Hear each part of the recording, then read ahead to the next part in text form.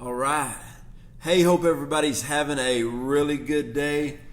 Man, I'm just fired up about the things of the Lord right now. I'm really excited about all that I'm hearing that the Lord is doing through the lives of so many people. You know, as an apostle, having an apostolic network, people, they call me and message me on a daily basis and, really tell me what's going on in their lives and talk about all the things that God's doing. And that's always exciting and super encouraging to me. But today what I want to talk to you about is I want to talk to you about favor. I want to talk to you about you being blessed. And I want to talk to you about the grace of God. Now, jumping into this, I want to explain these three things, okay? First of all, the word grace means simple elegance. Another definition is refined or refinement of movement or effortless. Have you ever heard somebody say, oh, that person is just graced to do that? So many different people are graced to do different types of ministry, different types of vocational jobs. They are graced to do something that it comes easy to them. It is effortless to them. Everybody has been graced to do something. Now, the word blessed means made holy or consecrated.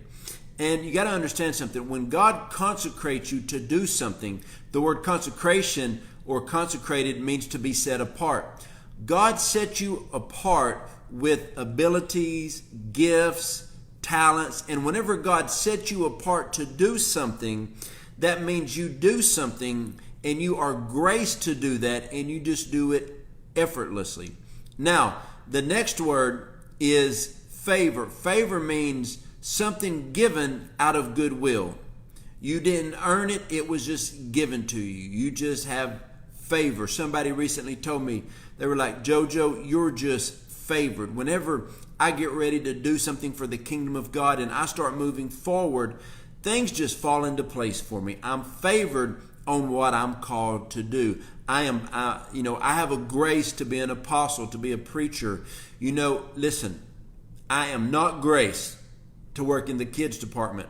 I am not a children's pastor. Children's pastors are graced from on high. I'm not a kids pastor, y'all. I'm just telling you, if I did kids church, we would all need therapy afterwards, okay? That's not my calling. That is not my grace. I've seen times that we're playing like a pickup game of softball, basketball. I used to play on a traveling volleyball team. And all of a sudden we'd be practicing and like different people would come. And some people were just graced to play and some weren't. They just liked it. Some people are just graced to speak. I remember, one time years ago we had this young adult ministry and we were doing we had like this retreat and I was going to let a few different people just kind of share a testimony in one of the services, and different people were sharing testimonies, and this one guy got up there, and man, when he started to speak, the anointing of God was all over him, and he was just graced to be a communicator. He was graced to be a speaker. And when he just started sharing his testimony, man, you felt the anointing on his life. He was funny. He got his point across, and he just pulled the crowd in when he spoke. He was graced. He was blessed as a speaker. He just had the favor of God upon him. And I'm here to tell you something.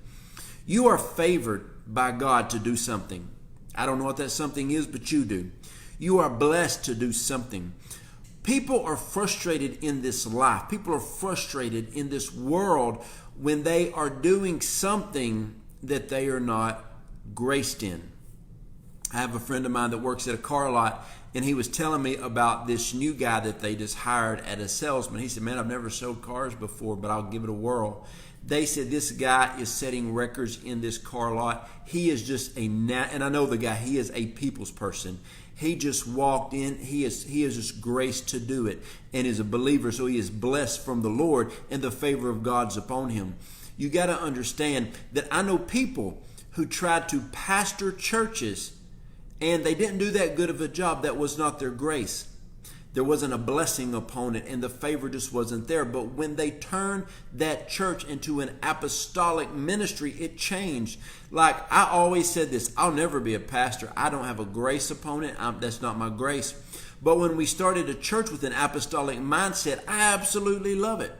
And what you got to understand is some people, the word grace means effortless. You are graced to do something. And when you are graced to do something, there is an anointing from God upon your life. When the Lord blesses you, like I said, the word blessed means made holy, which means when you are doing what you're called to do, when you're using your God-given gifts and talents, you are blessed. That is anointed by God. It is made holy and it is consecrated. Now, like if we started a church service and I started to sing right off the bat with no discernment, you would tell I'm not graced to be a worship leader at all. I think even Holy Spirit would leave the place, But I'm graced to preach. I'm graced to speak. And there's times when I travel, I've been in some services where the services were hard, but when I started preaching, everything settled in.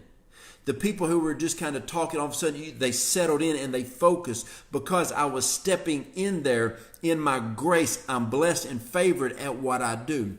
And what I want to talk to you about is you have to operate in the realm of the things that you are graced in. Now, I know people. Let's say somebody is a great plumber and is working for somebody. They're graced in that vocation. They're graced with their hand and being a plumber or electrician, but then they're the best in that business or in their field, so they try to start a business. If they're not graced and blessed in administration, even though they're great at being a plumber or electrician, they're going to fail. This is why when you can find out what God has called you to do, your grace. I tell people all the time, I'm not graced to do that. I'm just not graced to do that. There is not a grace upon it. Listen, somebody asked me recently, how many streams of income do you have? I said 10. They said 10. Are you not overwhelmed? Do I look overwhelmed? No. Why? Because I'm graced. As an apostle, I'm graced to build, get something going, hand off to an administrator. It's what I'm graced to. I know some people who try to do two things. They can't do it because they're not graced in that. They are called to get one stream, one field, and go and sink their life into it. You got to understand that. Never look at somebody else's life and compare your life to theirs. Okay, you are graced. Listen, graced means to do something effortlessly. Just your grace. Blessed means God anointed you, set you apart for a specific task. If you're frustrated in life, if your life is not blessed, it is because you are not functioning in what God has blessed you to do. If you feel like the favor of God is not working in your life, it is because you have not aligned yourself with the purpose and the plan that God has called you to. Because when the favor of God hits your life, everybody will be able to tell it. Your family, your friends, the people who like you and the people who dislike you. People ask me all the time, how in the world are you so blessed? How in the world do you have so much favor on your life? When people see my wife and then they see me, they look at you, they look at me and say, how'd that happen? I'm like, I'm favored, y'all. I'm blessed. And let me tell you how to be blessed. Let me tell you how to walk in the grace of God. Let me tell you how to obtain the favor of God. When God speaks to you, you say yes. Okay, that's it. I gave you my secret plan of success. When God lays a prophetic word on you, in your spirit, in your heart, in your mind, in your actions, in your finances, in everything that you do, you say, yes, God. Don't ever say no to God. Say yes to God. When you align yourself with the purpose and the plans that God Almighty has for you, the blessings of the Lord are going to overtake you. You are going to walk in an overflow. I want to be around people who are walking in the favor and the blessing of God. There are some people who were just graced by God to run businesses, to run ministries. There are people who are just blessed from God to own their own business. It's so funny, but I see teachers at the schools, and this is what I do whenever we're able to, kind of say like, what teacher we want per grade. And I always walk in, and when I meet the different teachers, I always want to find the teacher who has the most grace on being a teacher. I want to find the most blessed teacher. I want to see the teacher that smiles the biggest. I want to see the teacher that has the favor of God upon her life. Because if they're going to be teaching my babies, I want them to be blessed. I want my kids to come home and love their teachers. I've never had one of my kids come home and say they really didn't like their teachers, because I want to be able to pick them, the ones that are blessed. Now, the people that I run with in life are people who are graced at what they're called to do. I want to be around blessed people. I want to be around people who have the favor of God upon their life. Whenever I get ready to go buy a car and I go to the car lot, I walk in the dealership and I say, I want to be around the most blessed salesperson here. Whenever I go to get my haircut, I want to walk in. I walk into the Nash, Texas barbershop, and I walked in and said, who is the most blessed person here? And one lady said, it's me. And I said, I'm going to let you cut my hair. I want to be around blessed people. I want to be around people of favor. I want to be around people who are functioning in the grace of God. I want to be around people who are excited about God. They're excited about life. Now, I want to talk to you about something. I remember about 15 years ago, I was over a real, very good, thriving college young adult ministry. And I was invited to Starbucks with these three other young adult pastors in our city. I'm big on unity. And so I was talking to them and I said, hey guys, back then I didn't have a cell phone. I had a phone on it. So I was looking at my watch. I'm like, hey guys, look, here in about 20 minutes, I got another appointment coming to talk to, so, we need to wrap this up in 20 minutes. So we're talking, and I was young, kind of inexperienced on some things. And they're like, hey, Joe, man, what you got coming up? I said, man, I got these 3 great new ideas I want to do. And so I named them, and they all just sat there and shook their head. And so I met with that next guy for about an hour. When I got back to the church and got online, every idea that I had given to those 3 guys that I was going to do, they already made event posters, and they already determined that they were going to do they stole my ideas. And so the guy that was my associate, he said, man, does that not frustrate you? I said, no, it doesn't frustrate me, because God did not give them the idea. He gave me the idea. The grace for them to do this will not be on their life. The blessing will not be on them doing it, and the favor won't be on their life, because God told me to do it, not them. God didn't tell them that they are trying to do something they're not graced in. So I sat back for a minute. A few weeks later, all 3 of the plans failed. Then I went in, I did all 3 of the plans, and they were very productive, very fruitful, and they lasted for years and years and years. A lot of fruit came of it. Why? Because the oil of the Holy Spirit was on it, because I was graced to do it. I remember when my father-in-law and myself, we have some rent houses and have a housing business. When we would go in there and we would start to build stuff, I remember one time he said, hey Joe, maybe you're more graced at demo and I'm more graced at fixing stuff. I'm like, yeah, man, I'm an apostle, y'all. I'll break religious strongholds. I got a breaking anointing on me. I can demo a house. So I would demo, but man, when I was trying to build stuff, it just didn't quite, y'all got me right. It just didn't work. My grace was not on that, but my grace was in another area. So the 2 of us, I would be demoing, then he would build. I would demo, he would build. And all of a sudden, the different graces could come together. Then my wife and my mother-in-law will come in and spruce it up. There you go. So you have to understand this. You have to do what you are graced to do. Now, let me give you something really good. Really good. Why? Are y'all ready for this? Why do pastors burn out in ministry? Y'all ready? Why do pastors burn out in ministry? Because they do the programs that everybody else does. They don't do what they are graced to do. They do not do what they're blessed to do. If you're in a denomination, I've been in a few denominations, and they would say, if you're in this denomination, you got to raise money for this, and this. You got to have this program, this program, this program, this program, this program, and this program. There is a lot of times there's no way for them to be creative in their own churches. They are carrying the weight of a church. They are carrying a weight of something that everybody else told them to do, because they're doing the structures and the programs of other people. They're not doing what they are graced to do. Therefore, they're frustrated. When we started our church, I remember I said, God, I don't want to do anything that you don't want us to do. And then we were just having our service, and then the Lord said, start nursery.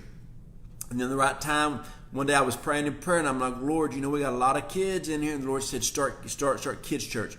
But I didn't do a lot of things, even though I saw that we needed to do them, because I didn't see the grace was on it yet.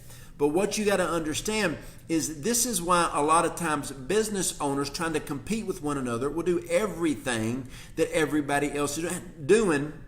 Have you ever noticed at fast food restaurants, I don't go to them anymore, y'all. I'm taking my health back. That's why I'm a health coach. But you see these fast food places picking up new items for a season because another place is doing it, and that item fails and they take it off the market. Why? Because they weren't graced to make that. McDonald's and Burger King should not be trying to make tacos, because that's not what they do. And so you got to understand, in life, people say, how are you not worn out in ministry? You got all these ministries. You're always doing this stuff. Because I'm doing exactly what I'm graced to do. I don't get tired. I don't get worn out. I don't get overwhelmed, because I'm doing what I'm graced to do. You got that? And so when you do that and you do what God has called you to, it's favored and it's blessed. When you do what God has called you to, and you put your hands to the plow on only what He called you to, you will live a blessed life, a favored life, and a life full of grace. And anything that you do outside of grace, it takes a lot of natural strength. There's the good stuff. It takes a lot of natural strength to do them. When you do that out of natural strength, the anointing's not on it. That's why pastors wear out, because they're doing stuff out of the natural and there's no anointing on it. But when you only do what Holy Spirit says to do, then it changes everything. I hope this helped you. Now, I'm going to tell you about 3 things. When you go to my website, jojodawson.net, you hit the word connect, 3 buttons will pick up. 1, it says health coach. If you need help getting your health back, transforming your life, I'm on an amazing program that transformed my life. I will help you. I will be your personal health coach. I will help you take your health back. Second thing, people looking for apostolic alignment, you can hit the apostolic button, and my wife and I will be in contact with you. We will put you in our family group page, and we do weekly videos on there, and we make ourselves available. The third one is prayer. If you want prayer for anything, hit the prayer button. Send me a prayer. It comes to my email, and I will personally pray over your request. I hope this helped you. Also, you can go to our website. My wife and I are doing a mentoring class. It starts August 21st. It's for 6 weeks. It's moving forward past life's obstacles. In your life, if you know you got dreams, purpose, and destiny, but you're not moving forward, join that class and we will help you move forward in all that God has called you to do. Also, for everybody watching this, I want you to realize something. This Sunday at Roar Church, our dear friend, Apostle Jeannie Cooper is going to be preaching. So come on to Texarkana at 10 a.m., Texarkana Convention Center, and join us for Roar Church, Texarkana. Love y'all.